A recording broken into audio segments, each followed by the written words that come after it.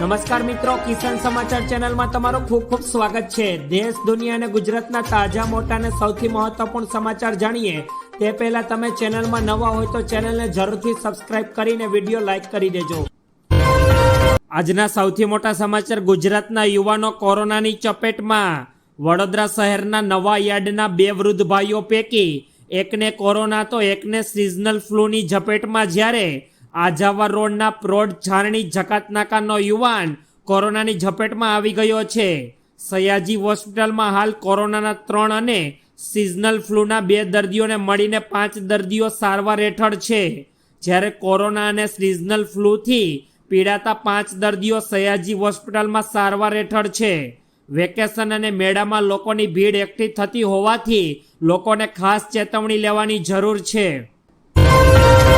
ત્યારબાદ રાજ્યમાં કાળઝાળ ગરમીનો પ્રકોપ યથાવત। આ શહેરોમાં હીટવેવની આગાહી।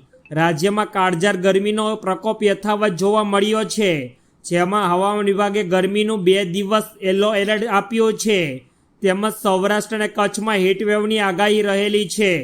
અમદાવાદ, આણંદ અને બનાસકાંઠામાં રાત્રિના સમયે ગરમીની આગાહી કરવામાં આવી રહી છે। અમદાવાદમાં મહત્તમ તાપમાન 40 ડિગ્રી નોંધાયું તથા અમરેલીમાં સૌથી વધુ 40.8 ડિગ્રી તાપમાન નોંધાયું છે। ત્યારબાદના ખૂબ જ ઉપયોગીપૂર્ણ સમાચાર। દૂધસાગર ડેરીએ દૂધના ભાવમાં કર્યો વધારો। નવા ફાઇનાન્શિયલ વર્ષ પહેલા જ ઉત્તર ગુજરાતની સૌથી મોટી ડેરીએ પશુપાલકોને મોટી ભેટ આપી છે। દૂધસાગર ડેરીએ દૂધ ઉત્પાદકોના દૂધના ભાવમાં વધારો કર્યો છે। દૂધસાગર ડેરીએ દૂધના ભાવમાં કિલો ફેટે 10 રૂપિયાનો વધારો કર્યો છે। દૂધના ભાવ કિલો ફેટે 810થી વધારીને 820 રૂપિયા કરાયા છે। આ ભાવ વધારો આવતીકાલ એટલે કે 1 એપ્રિલથી લાગુ થશે। દૂધના ભાવમાં વધારાથી 42 કરોડનો લોકોને ફાયદો થશે। ત્યારબાદના ખૂબ જ ઉપયોગીપૂર્ણ સમાચાર। સોનાની કિંમતમાં ભારે વધારા છતાં દેશમાં સોનાની ડિમાન્ડ ઓલ ટાઈમ હાઈ। ભારતીયો સોના પ્રત્યેનો જુસ્સો જાણીતો છે। WCGની રિપોર્ટ પણ આ ઈચ્છાને સમર્થન આપે છે। રિપોર્ટ અનુસાર ભારતમાં સોનાના સૌથી મોટા બજારોમાંનું એક છે અને તે ઝડપથી વિકસિત થઈ રહ્યું છે। આ જ કારણ છે કે દેશમાં સોનાની કિંમત ઝડપથી વધી રહી છે। શુક્રવારે દિલ્હીમાં સોનાનો ભાવ 67,350 રૂપિયા પ્રતિ 10 ગ્રામના સ્તરે પહોંચી ગયો છે। એવી આશંકા છે કે સોનું ટૂંક સમયમાં 69,000ને પણ પાર થઈ શકે છે। ત્યારબાદના ખૂબ જ મોટા સમાચાર। યુવાન પર દીપડાનો હુમલો। છોટા ઉદેપુર તાલુકાના રંગપુર ફોરેસ્ટ રેન્જના ચીલીવાડિયા ગામમાં આજે સવારે 6:45 વાગ્યાના અરસામાં મહુડાના ઝાડ નીચે બુટિયાભાઈ માનસિંહ ઉંમર 21 વર્ષનો યુવાન મહુડો વીણતો હતો, ત્યારે દીપડાએ હુમલો કરતા યુવાન ઈજાગ્રસ્ત થયો હતો। જ્યારે વન વિભાગની ટીમને આ ઘટનાની જાણ થતાં તાત્કાલિક ઘટના સ્થળ પર પહોંચી ગઈ હતી અને યુવાનને તાત્કાલિક સારવાર અર્થે છોટા ઉદેપુરના જનરલ હોસ્પિટલમાં ખસેડી દેવામાં આવ્યો હતો। ત્યારબાદના ખૂબ જ અગત્યપૂર્ણ સમાચાર। કરોડોના ખર્ચે બનેલ ઓવરબ્રિજમાં ફરી ગાબડા। શહેરમાં લોકોની સુવિધા અને ટ્રાફિકમાં અડચણ ના પડે તેને લઈને તંત્ર દ્વારા બ્રિજ બનાવવામાં આવે છે। આપે ઘણીવાર સાંભળ્યું હશે કે બ્રિજ ધરાશાયી થઈ ગયો કે બ્રિજમાં ગાબડા પડ્યા। આવી જ એક ઘટના સુરેન્દ્રનગરમાં બની છે, જેમાં હોટેલ ગોકુલ પાસે આવેલ ત્રિમાર્ગીય બ્રિજમાં ગાબડું પડતા સ્થાનિકોને હેરાન થવાનો વારો આવ્યો છે। બીજી તરફ તંત્રએ થીગડા મારીને સંતોષ માની લીધો છે। ત્યારબાદના ખૂબ જ મહત્વપૂર્ણ સમાચાર। ગુજરાતમાં લોકસભાની ચૂંટણીને લઈને સામે આવ્યા। લોકસભા 2024ની ચૂંટણી નજદીક આવી રહી છે, ત્યારે અલગ અલગ પક્ષો દ્વારા નેતાઓથી લઈને કાર્યકર્તાઓ સાથે બેઠકોના દોર શરૂ થઈ ગયા છે।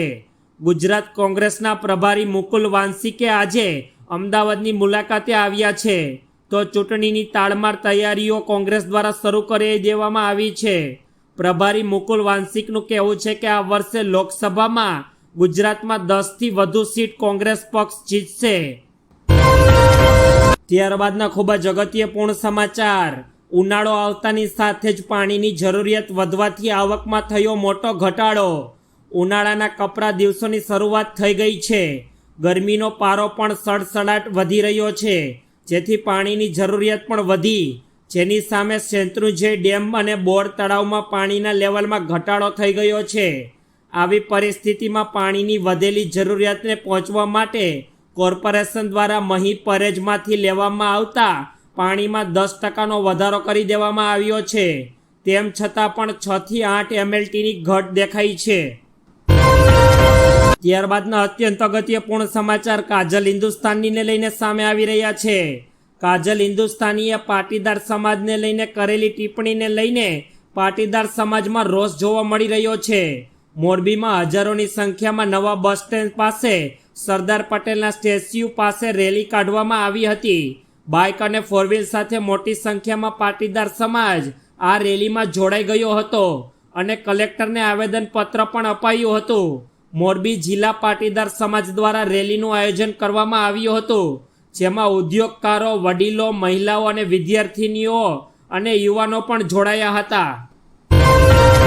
ત્યારબાદના મોટા સમાચાર કરણી સેનાના પ્રમુખ રાજ શેખાવતને લઈને સામે આવી રહ્યા છે।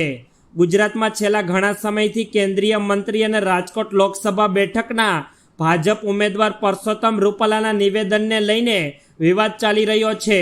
સમગ્ર ગુજરાતમાં ક્ષત્રિય સમાજ દ્વારા વિરોધ કરવામાં આવી રહ્યો છે। રૂપાલાના નિવેદનના વિરોધને પગલે કરણી સેનાના પ્રમુખ રાજ શેખાવતે ભાજપમાંથી રાજીનામું આપ્યું દીધું છે। તેમનું કહેવું છે કે મારા માટે મારો સમાજ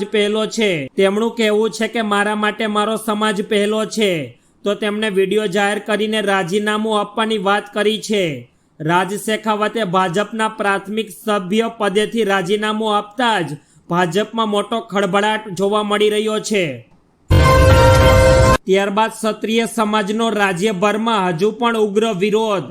પરસોત્તમ રૂપાલા દ્વારા શુક્રવારે ક્ષત્રિય સમાજના સંમેલનમાં માફી માંગવામાં આવી છતાં પણ રાજ્યના વિવિધ ભાગોમાં હજુ પણ વિરોધ ચાલી રહ્યો છે, જેમાં ક્ષત્રિય સમાજના આગેવાનો દ્વારા સૂત્રોચ્ચાર કરીને કલેક્ટરને આવેદનપત્ર પણ આપવામાં આવ્યો છે। આ દરમિયાન સુરેન્દ્રનગર, મોરબી, આણંદ અને દ્વારકાથી લઈ આણંદ અને વડોદરામાં પણ હજુ પણ વિરોધ શાંત થવાનું નામ નથી લઈ રહ્યો। વિવિધ સ્થાનોમાં રાજપૂત સમાજના આગેવાનો દ્વારા વિરોધ પ્રદર્શન કરવામાં આવી રહ્યા છે। ત્યારબાદ પોલીસ સ્ટેશનમાં આત્મવિલોપનનો કરાયો પ્રયાસ। પોરબંદરના કીર્તિ પોલીસ સ્ટેશનના આંગણે 3 યુવાનો ફિનાઇલ પી અને આત્મવિલોપનનો પ્રયાસ કરતા પોલીસ સ્ટેશનમાં ભારે ભાગદોડ મચી ગઈ હતી। કમલાબાગ પોલીસ સ્ટેશનના પીઆઈ પોલીસ ફરિયાદ નહીં લેતા હોવાનો આક્ષેપ આ 3 યુવાનો દ્વારા કરવામાં આવ્યો છે। આત્મવિલોપનનો પ્રયાસ કરનાર 3 યુવાનોને સારવાર માટે સરકારી હોસ્પિટલ ખાતે ખસેડવામાં આવ્યા છે। હવે પોલીસ દોડીને 3 યુવાનોના નિવેદન નોંધવાની કામગીરી શરૂ કરી છે।